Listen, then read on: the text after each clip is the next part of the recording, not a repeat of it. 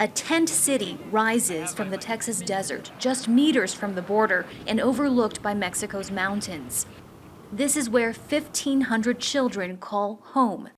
They're teenagers from Guatemala, El Salvador, and Honduras who traveled to the U.S. alone and were apprehended by Border Patrol guards. They are coming because they are fleeing violence. Many of them fleeing violence because they are looking for their family members and relatives. And they had to cross probably not only Mexico, they need to cross Guatemala, El Salvador, several countries, thousands of miles to get to the United States. The government invited journalists to tour the compound in Tornillo, Texas, but barred us from bringing cameras.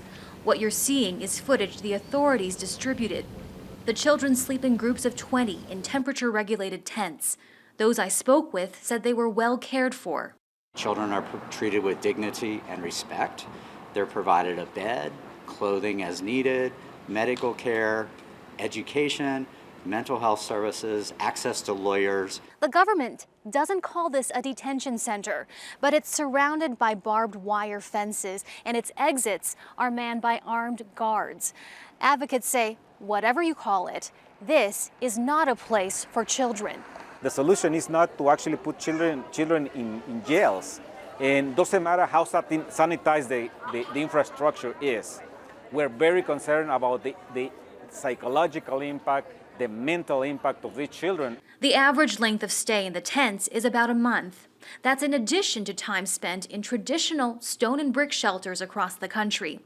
These are the kids who were moved out of those shelters as their populations swelled beyond capacity. Right now we have approximately 13,000 children in our care.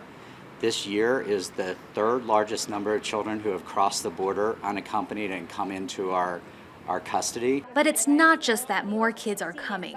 The zero tolerance policy of separating children from their parents contributed to the strain, and fewer relatives in the U.S. have cleared background checks to receive children in their homes, some fearing their own deportation under the Trump administration's immigration crackdown. It happens that those family members probably are undocumented in the country. They don't have legal status.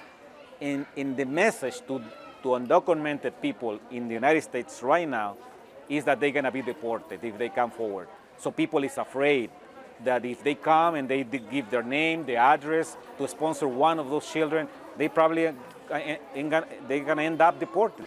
That leaves these kids in limbo, living in the desert and wondering how much longer they'll stay. Heidi Zhou-Castro, Al Jazeera, Tornillo, Texas.